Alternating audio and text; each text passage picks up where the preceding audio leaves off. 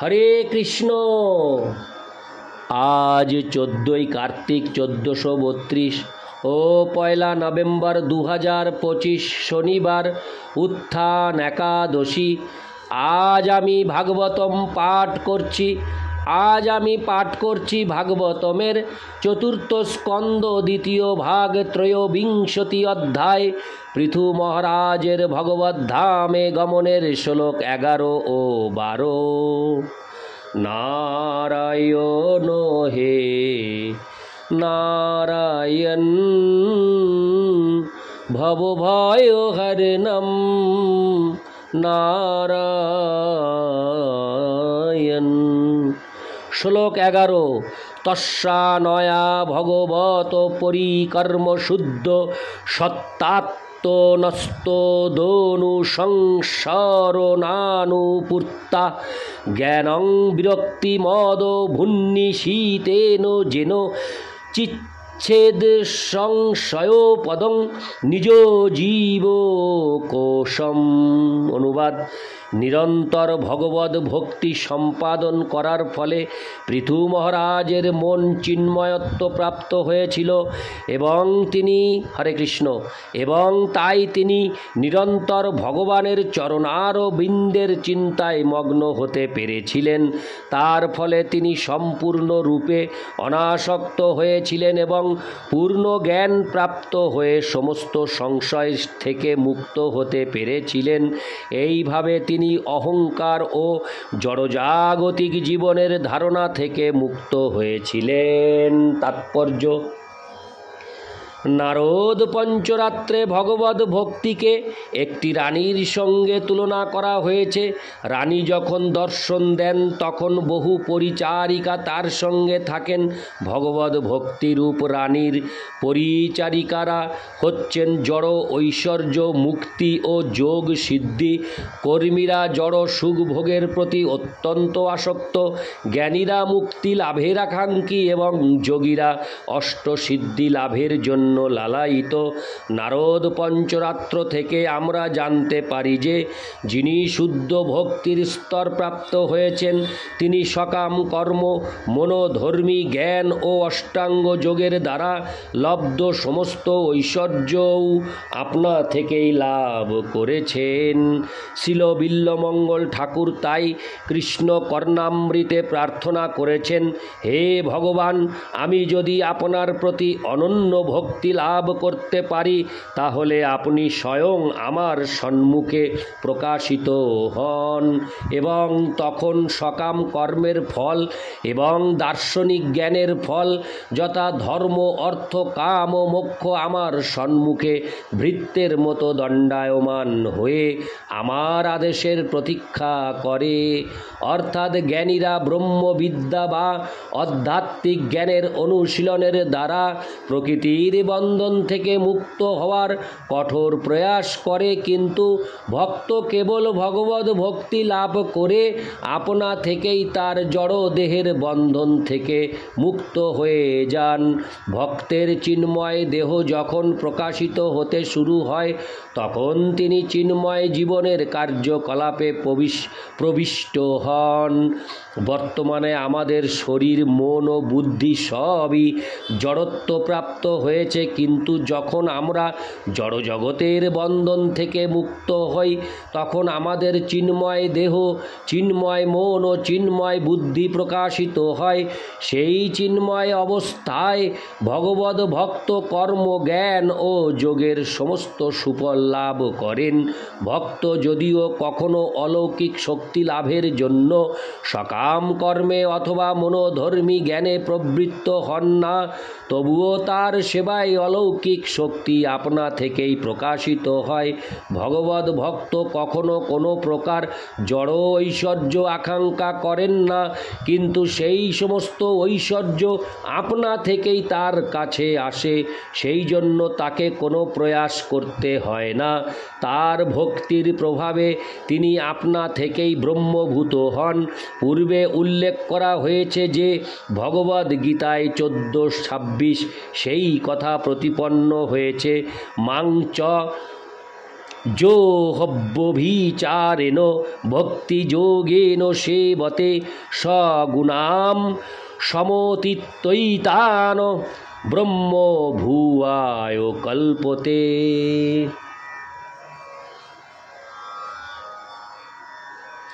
যিনি পূর্ণ হরে কৃষ্ণ, যিনি পূর্ণ ভক্তি যোগে সর্ব অবস্থায় অবিচলিতভাবে ভগবানের সেবায় যুক্ত হন, তিনি তৎক্ষণাৎ জড়া প্রকৃতির সমস্ত গুণের অতীত হয়ে ব্রহ্মভূত স্তর প্রাপ্ত হন।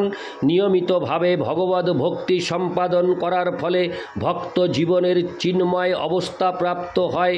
যেহেতু তার মন চিন্ময় স্তরে অবস্থিত, তাই তিনি ভগবানের শ্রীপাদ পদ্ম ছাড়া আর অন্য কিছুর কথা চিন্তা করতে পারেন না। এই হচ্ছে সংসরণ অনুপ্রুত্তা শব্দটির অর্থ। নিরন্তর ভগবানের শ্রীপাদ পদ্মের চিন্তা করার ফলে ভগবদ ভক্ত তৎক্ষণাৎ শুদ্ধ সত্ত্বে অবস্থিত হন।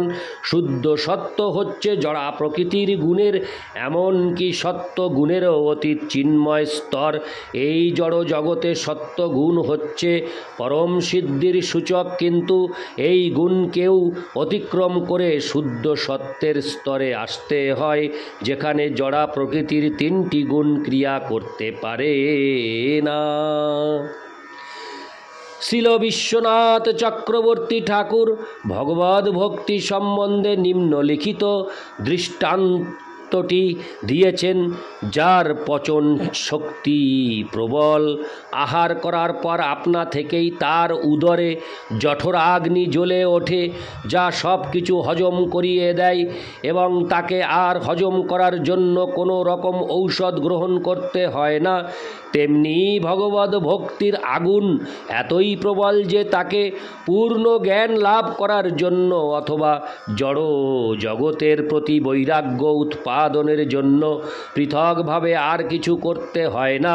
জ্ঞানীকে জড় জগতের প্রতি অনাসক্ত হওয়ার জন্য দীর্ঘকাল ধরে জ্ঞানের চর্চা করতে হতে পারে, কিন্তু অবশেষে ব্রহ্মভূত স্তরে আসতে পারে। কিন্তু ভক্তকে এই ধরনের কোনো অসুবিধা ভোগ করতে হয় না। ভগবদ ভক্তির প্রভাবে তিনি নিঃসন্দেহে ব্রহ্মভূত স্তর প্রাপ্ত হন। যোগী ও জ্ঞানীরা সর্বদা তাদের স্বরূপ সম্বন্ধে সন্দিহান, তাই তারা ভ্রান্তভাবে ভগবানের সঙ্গে এক হয়ে যেতে চায়। কিন্তু ভগবানের সঙ্গে ভক্তের সম্পর্ক নিঃসন্দেহে প্রকাশিত হয় এবং তিনি তৎক্ষণাৎ বুঝতে পারেন যে তিনি হচ্ছেন ভগবানের নিত্যদাস। ভক্তিবিহীন জ্ঞানী ও যোগীরা নিজেদের মুক্ত বলে মনে করতে পারে, কিন্তু প্রকৃতপক্ষে তাদের বুদ্ধি ভক্তের মতো শুদ্ধ নয়। অর্থাৎ জ্ঞানী ও যোগীরা ভক্তির স্তরে উন্নীত না হওয়া পর্যন্ত প্রকৃতপক্ষে মুক্ত হতে পারে না। আরূহ কৃচ্ছেন পরং পদং তত পতন্তোধোহনাদৃত যুষ্মদংঘ্রায়। শ্রীমদ্ভাগবত 10:2-32।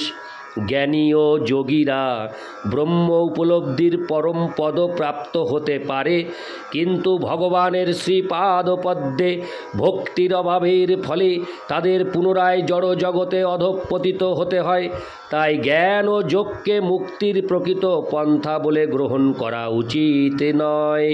ভগবদ ভক্তি সম্পাদন করে পৃথু মহারাজ আপনা থেকেই এই সমস্ত পদ উত্তীর্ণ হয়েছিলেন।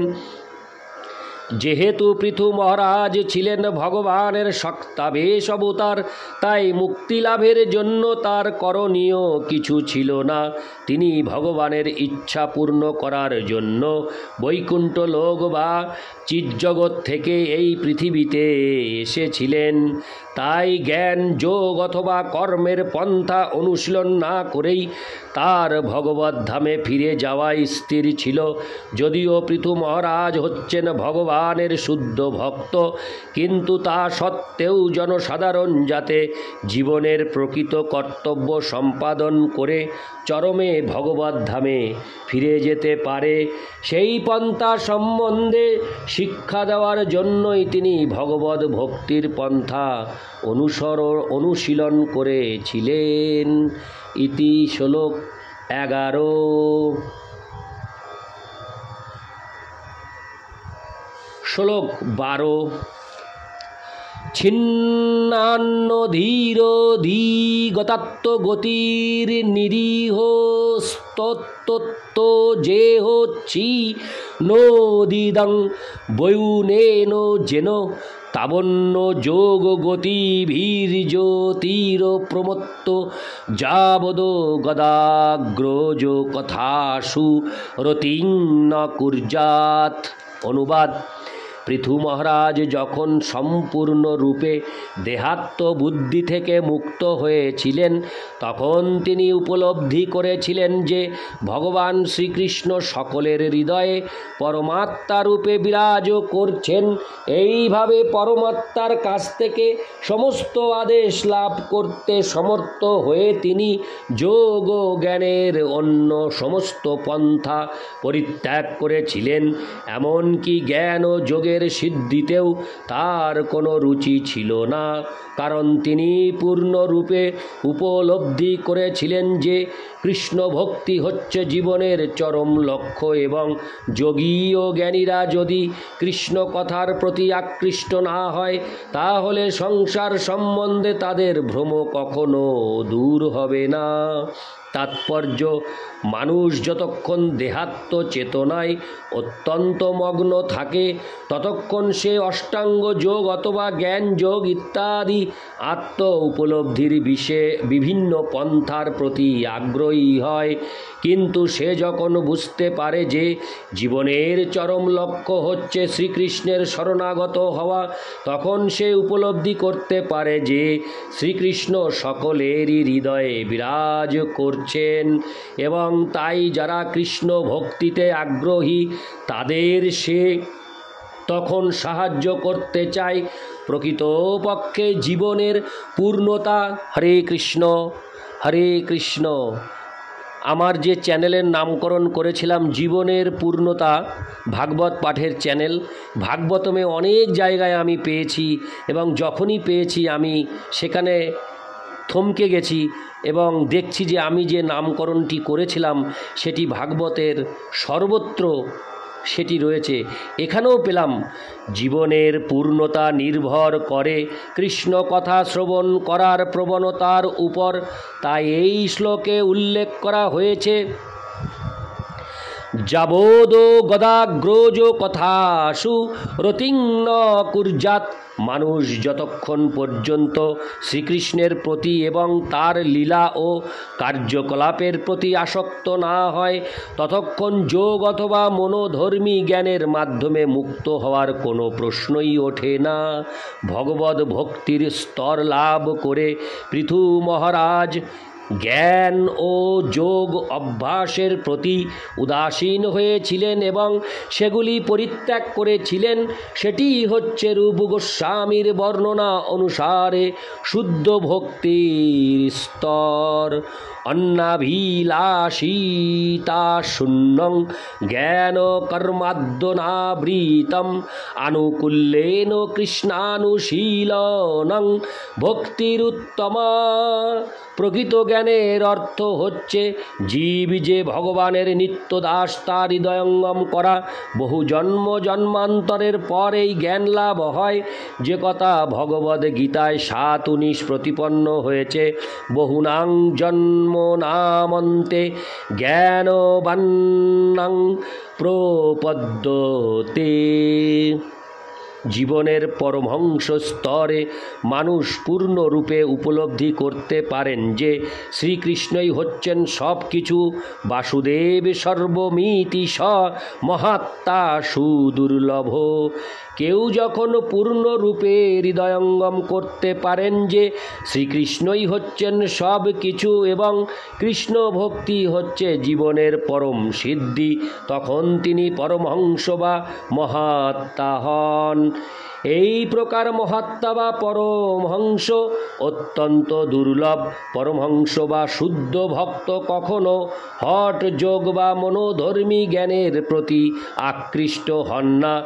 তিনি কেবল ভগবানের অনন্য ভক্তিতেই আগ্রহশীল। পূর্বে যারা এই সমস্ত পন্থার প্রতি আকৃষ্ট ছিল তারা ভগবদ ভক্তির অনুশীলন করার সঙ্গে সঙ্গে কখনো কখনো জ্ঞান ও যোগেরও অভ্যাস করে থাকে, কিন্তু অনন্য ভক্তির স্তর প্রাপ্ত হওয়া মাত্রই তারা আত্ম উপলব্ধির অন্য সমস্ত পন্থা পরিত্যাগ করতে সক্ষম হয়। পক্ষান্তরে বলা যায় যে কেউ যখন পূর্ণরূপে উপলব্ধি করতে পারেন যে শ্রীকৃষ্ণই হচ্ছেন চরম লক্ষ্য, তখন তিনি আর হঠ যোগ অথবা মনোধর্মী জ্ঞানের প্রতি আকৃষ্ট হন না। ইতি শ্লোক 12। নারায়ণ হে নারায়ণ ভবভয়হরণম নারায়ণ। হরে কৃষ্ণ।